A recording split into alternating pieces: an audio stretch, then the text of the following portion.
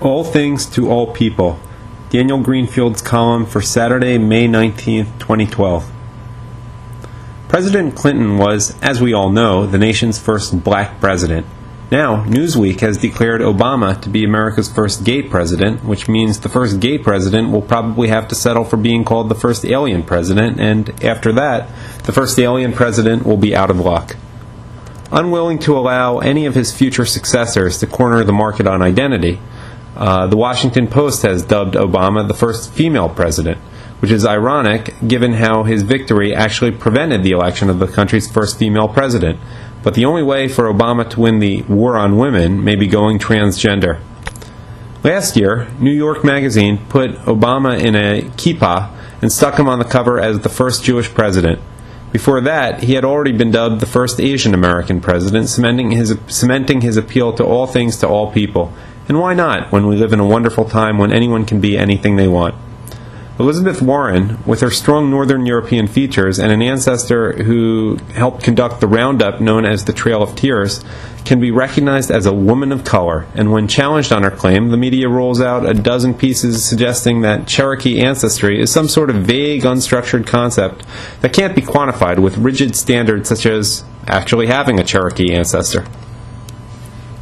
Over in Florida, that infamous white menace, George Zimmerman, is standing trial, and if the trial doesn't go Holder's way, the Attorney General will charge him with a hate crime. In a saner world, there would be more chances of Holder going to jail for the mass murder of Latinos as part of a plot to subvert the Bill of Rights than there would be of a Latino man being lynched as a white racist. But we don't live in a sane world.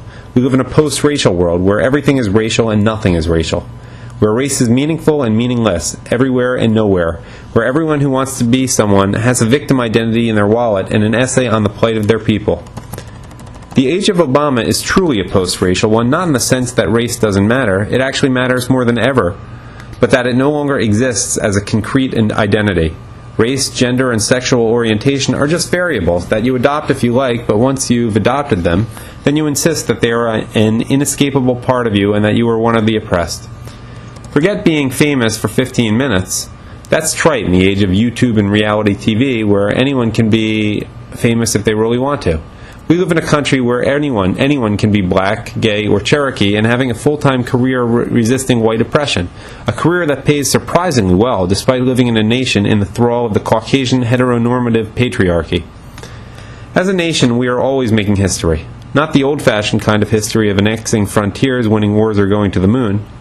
Instead, we make history by shoving some member of a minority group up to a new office. Get a black governor, an Eskimo attorney general, and a transgender secretary of defense together to make some history. Have we had a gay Asian president in a wheelchair yet? No, then we have to get on it right away. History doesn't make itself. Like jaded foodies, our elite's idea of history is constantly ordering more exotic dishes from the menu of multiculturalism. This election, the American people will be asked to decide whether it's more historic to re-elect a half-black sort of Muslim or elect a sort of Latino Mormon. We had the Obama last time we went out. What if we try a Mitt? But next time we need to try something really different to remind us that we are a truly great nation because we elect people of different backgrounds to show the power of our American dream. Is it any wonder that Elizabeth Warren became the first woman of color at Harvard Law? Harvard needed a Cherokee, and Warren needed a job. It didn't matter whether Warren was as Cherokee as a Detroit Jeep. It was the idea of having a woman of color that mattered, because it meant that Harvard was catching up with the times in the modern age of 1996, and it wasn't just a bunch of white guys assailing the establishment. It was a bunch of white guys and a woman of colorless color who had truly known oppression, fighting the power. Political identity is propaganda. We'll never have that post-racial society that politicians occasionally talk about because racial tensions and the promise of a post-racial society are just too useful to those same politicians. Until recently, politicians did their best to consolidate a united national identity, but in the last half-century they discovered what urban machine politicians always knew, that there is more power in dividing people than in uniting them. Identity is arbitrary and politicians know how to wear a dozen faces. Obama is a Christian in America, but a Muslim when he visits the Muslim world.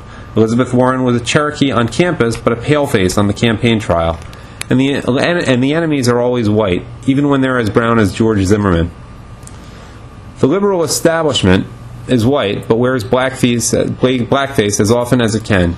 It pretends to be black, female, gay, and any other group it can, even though its actual composition is fairly close to its conservative opposite numbers.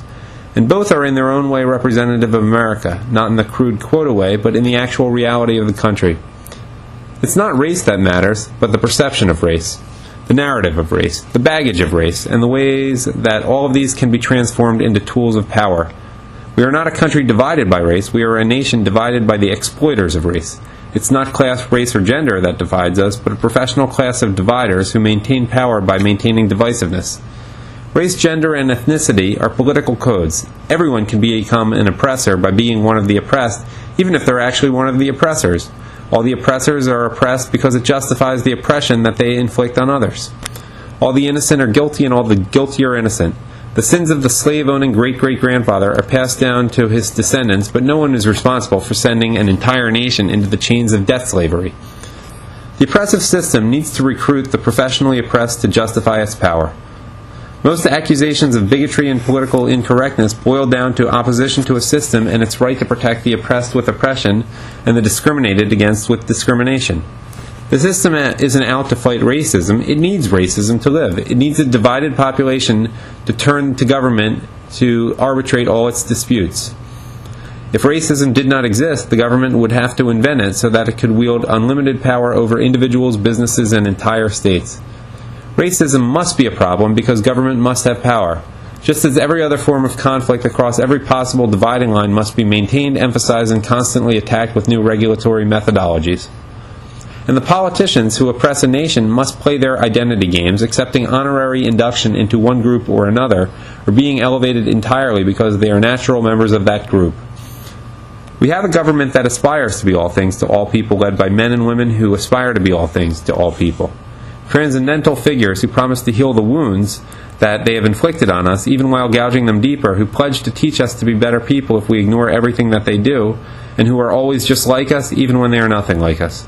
In the post-racial America that is deep in debt, yet having endless conversations about race, you can be anything you want so long as there isn't a regulation against it.